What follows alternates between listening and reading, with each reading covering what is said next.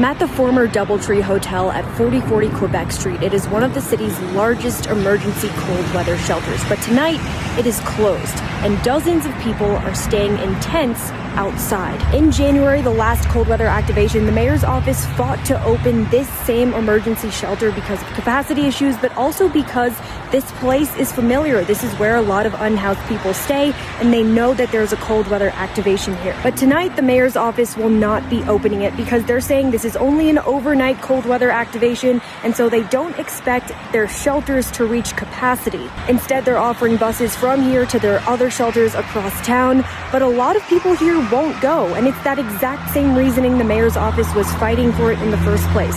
They are familiar with this area, they know this shelter, and they don't want to lug all their stuff across town. So homeless advocates have set up tents here for them. Inside each of these tents are 3 to 4 people, and they will be staying here overnight in tents outside the shelter.